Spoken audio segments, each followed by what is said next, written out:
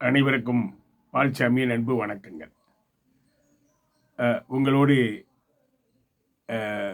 Coca Cola தொழிலாளர்களோடு ஊதிய உயர்வு ஒப்பந்தம் சம்பந்தமாக பேச்சுவார்த்தை எப்படி போய்க் கொண்டிருக்கிறது சம்பந்தமாக தெரிவிப்பதற்கு ஒரு சில வார்த்தைகள் தெரிவிப்பதற்கு நான் விருப்பப்படுகிறேன்.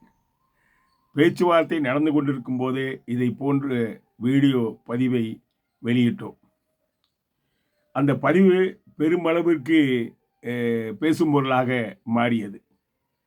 பேச்சுவார்த்தை கிட்டத்தட்ட 1 வருடம் 4 மாதங்கள் கடந்து விட்டது. தற்போதைய அந்த பேச்சுவார்த்தையிலுடைய போக்குகள் என்பது அடிக்கடி தொழிலாளருக்கு சொல்ல வேண்டிய அவசியம் இருக்கிறது. குறிப்பாக மற்ற தொழிற்சாலைகளிலே நுழைவாயில் கூட்டம் போட முடியும், அப்படி ஒரு வாய்ப்பும் இருக்கிறது. ஆனால் இன்றைக்கு உற்பத்தி முறை, தொழில்நுட்பம், ஷிஃப்ட் முறைகள் இவை அனைத்து தொழிலாளர்களுமே பார்த்து ஒரு செய்தியை ஒரு நுழைவாயில் கூட்டம் மூலமாக சொல்ல முடியாத சூழல் இன்றைக்கு வந்துவிட்டது. அது வளர்ந்து வரும் தொழில்நுட்பமும் வளர்ந்து வரும் உற்பத்தி முறையும் அதற்கான ஷிஃப்ட் முறைகளும் தான் காரணம். இதையே பயன்படுத்தி நாம் என்ன செய்ய வேண்டியது இருக்கு? அதே தொழில்நுட்பத்தை பயன்படுத்தி இப்படி வீடியோக்களை வெளியிடுவது என்பது அவசியமாக இன்றைக்கு இருக்கிறது. இது அனைவரையும் சேரும். இன்னொரு பக்கம் நிர்வாகமும் பார்க்கும். நுழைவாயில் கூட்டம் என்றால் ஒரு சில செய்திகள் போகும், சில செய்திகள் போகாது. ஆனால் இது முழுமையாக போக வேண்டிய அவசியம் இருக்கிறது. அதற்குத்தான் இந்த ஊதிய ஒரு பேச்சுவார்த்தை சம்பந்தமாக நம்ம சொல்ல வேண்டிய அவசியம் இருக்கிறது. வீடியோவை நாம் அவசியம் பயன்படுத்த வேண்டியது இருக்கு. தோழர்களே, இந்த பேச்சுவார்த்தை உங்களுக்கு தெரியும். கடந்த முறை பேச்சுவார்த்தைகள் சம்பந்தமாக நிறைய தகவல்களை வீடியோக்களில் நம்ம போட்டிருக்கிறோம். அதில் ஒரு சில விஷயங்களை உங்களுக்கு சில புள்ளி விவரங்களும் சொல்ல வேண்டியது இருக்குது என்பதை பேசுகிறேன். பேச்சுவார்த்தை போக்குகள் என்பது 1 வருடமாக நிர்வாகத்திலிருந்து எந்த விதமாக முன்னேற்றம் இல்லை. 14,500 ரூபா என்பது, அந்த 14,500 என்பது எவ்வளவு நமக்கு கிடைச்சிருக்குது அப்படின்னு சொன்னால் 12,452 ரூபா தான். மீதியெல்லாம் சிடிசி என்று சொல்லி, காஸ்ட் டு த கம்பெனின்னு சொல்லி அவங்க அதை கொடுக்குறாங்க. கடந்த 2016 2020 போட்ட ஒப்பந்தத்தில் அவர்கள் கொடுத்த தொகை 14,500 ரூபா. நம்ம கையில் கிடைச்சது நான் சொன்னேன் 12,452 ரூபா. அப்போ இதே தொகையை அவங்க பேச்சுவார்த்தையில் சொல்லும் போது என்ன சொல்கிறாங்கன்னா, நிர்வாகம் கடந்த முறை 14,500 கொடுத்தது தான் கொடுப்போம் அப்படின்னு சொல்கிறாங்க. 2016 அதை தான் பெற்றோம், 2020 அதை தான் பெற்றோம். 8 வருடம் நாங்கள் சொன்னோம். 8 வருடமாக அதையே கொடுத்துருக்கீங்க. இன்னும் ஒரு 4 வருடத்துக்கு மீண்டும் அதுவே தொகையை சொல்கிறீங்களே, இது எந்த வகையிலுமே நாங்கள் ஏற்றுக்கொள்ள முடியாது என்பதில் ஆணித்தரமாக சொன்னோம். அதற்கான புள்ளி விவரங்களை கொடுத்தோம். கடந்த 8 வருடங்களில் ஏறிய விலைவாசிகள், பெட்ரோல், டீசல், கேஸ் விலை, கல்வியில், அப்போ அதே மாதிரி மருத்துவத்தில், வீட்டு வாடகையில், அது வீட்டு வரியில், இப்படி எங்களுக்கு தினந்தோறும் வரக்கூடிய வாழ்வாதார தாக்குதலிலிருந்து கடந்த 2 ஒப்பந்தங்களில் எந்த மாற்றமெல்லாம் வாங்கினதே பெரிய தப்பு என்பதை நாங்கள் உறுதிப்பட சொன்னோம். இப்போ ஆகவே கடந்த பிளான்களில், வேறு சில பிளான்களில், கடந்த ஒப்பந்தங்களில் 17,500 ரூபா வாங்கியிருக்காங்க. அதை பற்றி பேசுங்க. கடந்த காலத்திலே நாங்கள் 17,500 ரூபா பெறுவதை இழந்தோம், ஆகவே நாங்கள் விட முடியாது என்பதை நாங்கள் உறுதியாக சொன்னோம். அந்த வகையில் நம்ம பேசிய விஷயங்களில் ஒரு தேக்க நிலை ஒரு வருடத்துக்கு போன உறுப்பாடு நிர்வாகம் தந்திரமாக நாம் அந்த மனநிலை தொழிலாளர்கள் மத்தியிலே ஒரு வேலை நிறுத்தத்தை நோக்கி போய்கொண்டிருக்கிறது என்பதை அறிந்து கொண்டு அவர்கள் தொழிற்தாவா எழுப்பி விட்டார்கள். தொழிற்தாவா எழுப்பின உறுப்பாடு என்னாச்சு? அங்கே போனாங்க. தொழிற்தாவாவிலும் பெரிய அளவுக்கு வரலை. இந்த பேச்சுவார்த்தை இங்கே நேமத்தில் நடக்கும்போது சரி, ஹெச்ஆர் எல்லாத்துக்குமே மாஸ்டர் யார்? உங்களுக்கு ஹெச்ஆர் ராகவேந்திரா. அவர் சொல்கிறத நம்ம கேட்டுக்கிட்டே இருக்கிறோம். அவர் என்ன சொல்கிறாருன்னா, நீங்கள் சொல்கிறத எனக்கு திருப்தி இருந்தால் நான் சொல்லுவேன், இல்லைன்னா விட்டுருவேன் அப்படின்னு சொல்கிறார். இதே நிலையில் திருப்பதி பெங்களூர்லேருந்து வந்தாங்க. திருப்பதி சார் ஹெச்ஆர்னுடைய உயரதிகாரி வந்தாங்க. 3 தடவை வந்தாங்க. 3 தடவை வந்தாலும் அதில் ஒரு மாற்றமும் இல்லை. இந்த நிலையில தான் நம்ம அடுத்த கட்டத்துக்கு போவதற்கான முயற்சி எடுக்கும்போது தொழிற்தாவா எழுப்பப்பட்டதுனால வேலை நிறுத்தங்கள் போக முடியல. அது அதோடு நிற்கிது. இன்றைக்கு தொழிற்தாவா எழுப்பின உட்பாடு அங்கே இருக்கக்கூடிய அதிகாரி என்ன சொல்கிறாரு அப்படின்னா, அவங்க அவங்க சொல்லுவதில் நம்ம சொன்னோம், நம்ம நிர்வாகத்துக்கிட்ட எந்த நியாயத்தை வச்சோமோ, அதாவது விலைவாசி உயர்வு, ஏற்கனவே பெற்ற சம்பளம், இன்றைக்கு உண்மை ஊதியம் என்பது ஊதியம் வாங்குற ஊதியம் குறைஞ்சிருச்சு. அது பல்வேறு பொருளாதார புள்ளி விவரங்கள் சொல்லிக்கிட்டே இருக்கு. என்ன சொல்லுதுன்னா, கடந்த கொரோனாவுக்கு பின்னாடி வந்திருக்கக்கூடிய ஊதிய உயர்வு என்பது கம்மியாக கொடுக்குறாங்க. அது மட்டும் இல்லை, வாங்கின சம்பளம் என்பது குறைஞ்சிக்கிட்டே இருக்குதுன்னு சொன்னால் தொழிலாளிகளுடைய வாழ்வாதாரம் குறைஞ்சிக்கிட்டே இருக்குது. அப்போ அவன் அதிகமாக எதிர்பார்க்கறத அவங்க தடுத்துட்டு அவங்க என்ன நினைக்கிறாங்க, மீண்டும் பழைய 2016 போட்ட ஒப்பந்தத்தை திணிப்பது என்பது எங்களுக்கு ஏற்றுக்க முடியாது என்பதை மீண்டும் நம்ம தொழிலாளர் நலத்துறைக்கு சொன்னோம். அப்போ அவங்க அதை உண்மையை புரிஞ்சுக்கிட்டு ஒரு மாற்றத்தோடு வாங்க, நிர்வாகத்திட்ட உறுதிப்பட சொன்னாங்க, ஒரு மாற்றத்தோடு வாங்க, அப்படி என்னால் பேச முடியாது அவங்க சொல்கிறதில்ல அப்படின்றது மாதிரி அவங்க சொன்னாங்க. ஆனால் ஹெச்ஆரை பொறுத்தளவில் இந்த பேச்சுவார்த்தையின் இடையிலேயே அவர் ஏதாவது இருந்தாக்க நீங்கள் சொல்லுங்கள். ஒரு எங்கேயுமே நான் பார்க்காத பல்வேறு கிட்டத்தட்ட ஒரு 20-25 ஆண்டு காலமாக இந்த தொழிலாளர் நலத்துறையோடையும் நேரடியாக பேச்சுவார்த்தைக்கு போகிறேன், முதலாளிகளோடையும் பேச்சுவார்த்தைக்கு போகிறேன். வருவாங்க, ஒரு அதிகாரி வருவார், ஹெச்ஆர் வச்சு நாங்கள் பேச்சுவார்த்தை நடத்தினதே இல்லை. அது பெரும் அந்த முதலாளிகளோடு சேர்த்து பேச்சுவார்த்தை நடத்துவோம். ஒரு கட்டத்துக்கு மேலே போயாச்சுன்னா ஹெச்ஆருக்கு மேலே இருக்கக்கூடிய இந்த மாதிரி கார்ப்பரேட் நிறுவனங்களை பேச்சுவார்த்தை நடத்தியிருக்கிறோம். அது உயர் அதிகாரிகள் நேரடியாக பேசுவாங்க. ஒரு கட்டத்துக்கு சீக்கிரமாக முடிக்கிறதுக்கான ஏற்பாடு பண்ணுவாங்க. இவங்க கடந்த ஒப்பந்தம் 2 வருஷமா, அந்த 2 வருஷத்தை தள்ளணும். அவங்க நினைக்கிற 14,500 ரூபாயா அதுக்கு கொண்டுட்டு போகணும்.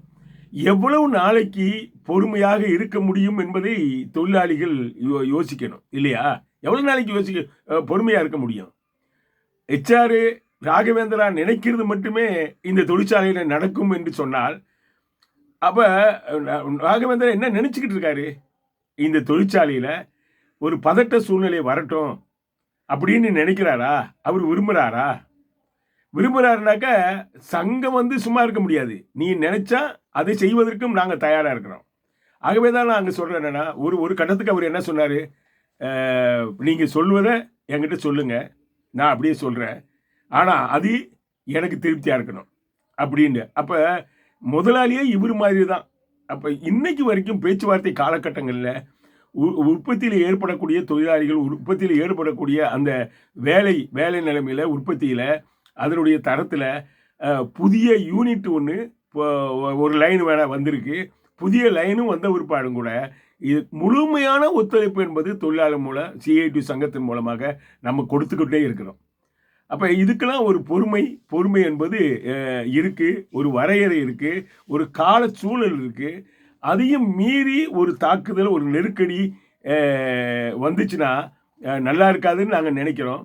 தொழிலாளியை பொறுத்தவரையில் சீக்கிரம் பேசி முடிக்கணும்னு நினைக்கிறாங்க, சீக்கிரம் பேசி முடிப்பாங்க என்று நினைக்கிறாங்க. ஆனால் எங்கே நிற்குது அப்படின்னா, நாங்கள் சுற்றி பார்த்ததில் இந்த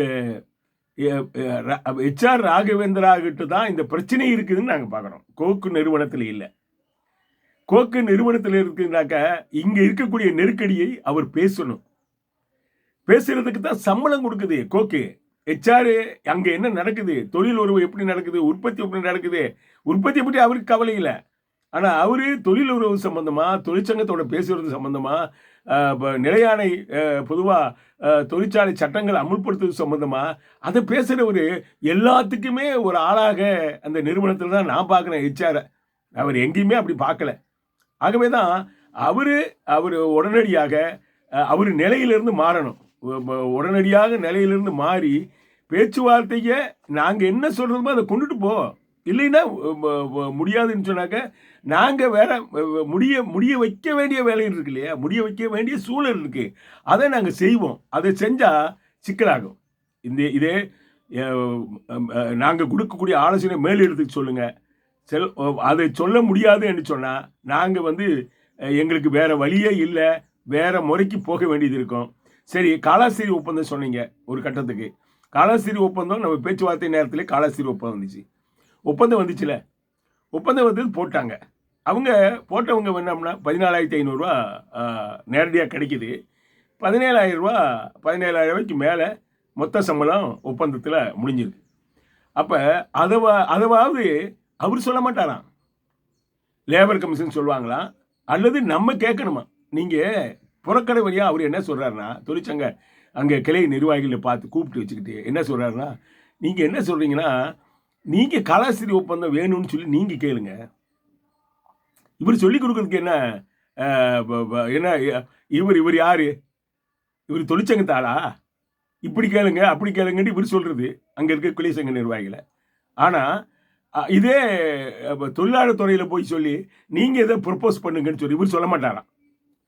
அப்போ காலாஸ்திரி சரி, அப்படித்தான் காலாஸ்திரி ஒப்பந்தம்னு வந்துச்சுல, அந்த ப்ரொப்போசலை நாங்கள் ஏற்றுக்கல, அதை ஒரு விவாதிப்போம்னு சொன்னோம். அதில் நிறைய அம்சங்கள் நெகட்டிவும் இருக்குது, பாசிட்டிவும் இருக்குது. ஆகவே நிர்வாகத்திட்ட சொன்னோம். என்ன சொன்னோம்னா, காலாஸ்திரி ஒப்பந்தமா, ரைட், ஓகே, நேரடியாக உட்காருவோம், 2 பேச்சுவார்த்தை நடத்துவோம், நமக்குள்ள ஒரு அண்டர்ஸ்டாண்டிங் வருவோம். வந்தோடனே நேரம் எங்கே போவோம்? தொழிலாளர் துறைக்கு போவோம். தொழிலாளர் துறைக்கு போயிட்டு நம்ம 2 பேரும் அதில் ஒரு உடன்பாட்டுக்கு வரலாம். இதுக்கு முன்னாடி அங்கே உட்காந்து பேசுறதுல எந்த பிரயோஜனமும் இருக்காது அப்படின்னு சொன்னோம். அதுக்கு நிர்வாகம் ஒத்துக்கிட்டது. ஆனால் கிட்டத்தட்ட 1 மாதத்துக்கு மேலே இந்தா உட்காருவோம் அந்த உட்காருவோன்னு சொல்லி பேச்சுவார்த்தை நேரடியான பேச்சுவார்த்தையை தள்ளிக்கிட்டே போகிறோம். அப்போ இது என்னதான் போக்குன்றே எனக்கு ஒரு தெரியல. நேரடியாக ஒரு தொகையும் சொல்ல மாட்டார். தொகை சொல்கிறது ஒப்பந்தத்தை வேற ஒரு ஒப்பந்தத்தை காட்டி அதை கேளுங்கன்னு சொல்கிறது. அதை நேரடியாக உட்காந்து பேசி அதில் கரெக்டாக நல்லது கெட்டது விஷயமா பேசியும் நேரம் போகும்னு சொன்னால் அதுக்கும் வர்றதில்லை. அப்போ இந்த போக்குகளை உடனடியாக ராகவேந்திரா கைவிட வேண்டும், பேசுறதுக்கு தயாராகணும். அப்படி என்றால் HR ராகவேந்திரா என்ன நினைக்கிறார் என்பது நாங்கள் புரிய வேண்டியது இருக்குது. இந்த தொழிற்சாலையை ஒழுங்காக நடத்தணும்னு நினைக்கிறாரா, இல்லை ஏதாவது ஒரு குழப்பம் CIT மூலம் வந்தால் அதை பயன்படுத்தி அவர் மேலே போகிறதுக்கு பார்க்குறாரா, அல்லது இது குழப்பத்தை உருவாக்கலாம்னு பார்க்குறாரா? எதையும் நிர்வாகம் எடுக்கிற இந்த சில்லுண்டித்தன பணிகளை சந்திப்பதற்கு சங்கம் தயாராக இருக்குது. அமைதியாக போவதற்கு ஒப்பந்தம் 1 மாதம் 1 வருஷம் 4 மாத காலங்களில் பேச்சுவார்த்தையில் எந்த முன்னேற்றம் இல்லாட்டி கூட ஒப்பந்த ஊதிய உற்பத்தியிலே எந்த விதமான பின்னடைவும் இல்லாமல் கொண்டு போன CIT சங்கம் நிர்வாகம் இப்படி ஒரு குழப்பத்தை உருவாக்கி தொழிலுறவை கெடுக்கும் என்று மனநிலையில் அப்ரோச் பண்ணிக்கிட்டு இருந்தா, அதை செஞ்சுக்கிட்டு இருந்தா, அதையும் சந்திப்பதற்கு CIT ரெடி. ஆகவே உடனடியாக நேரடி பேச்சுவார்த்தையில் எதை கிடைக்கும் என்பதுக்கும் வரணும். நாங்கள் உண்மையிலே எங்கள் வாழ்வாதாரத்துக்காக போராடிக்கிட்டு இருக்கோம். 14 வருஷம் 12,500 ரூபாயை வாங்கிட்டு எங்களுடைய விலைவாசியும் நெருக்கடியும் வாழ்க்கையும் வாழ்வாதாரத்தையும் சந்தித்து வந்திருக்கிற தொழிலாளி 8 வருஷம் சந்திச்சுட்ட, இன்னும் 8 வருஷம் போகணுமா? என்ன நினச்சிக்கிட்டு இருக்கீங்க?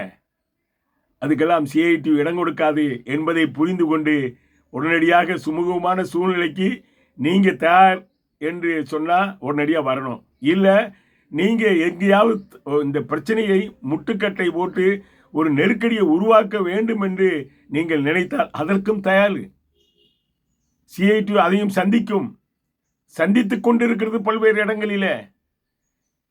நாங்கள் உறுதியாக இருப்போம். தொழிலாளி வர்க்க ஒற்றுமை இருக்கும் வரை ஒன்றுபட்ட தொழிலாளி இதை புரிந்து கொண்டு நிற்பான்.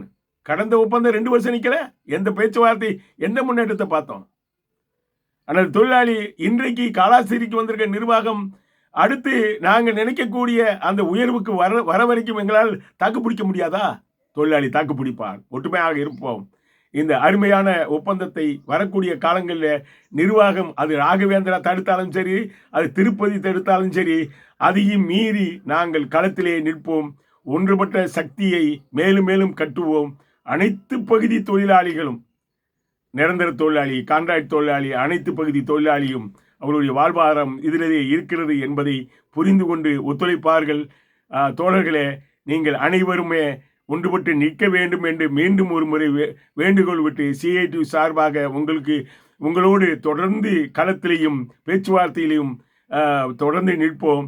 எந்த ஒரு நிர்வாகமும் இந்த தொழில் அமைதியை கெடுப்பதற்கு சில அதிகாரிகள் முன்வந்தார்கள் என்று சொன்னால் அந்த நியமத்தை பாதுகாப்பதற்கும் நாம் தயாராக இருக்க வேண்டும். ஓகேவா? ஆகவே அனைத்து தோழருக்கும் நன்றி. மீண்டும் ஒரு முறை நன்றி கூறி விடைபெறுகிறேன். நன்றி, வணக்கம்.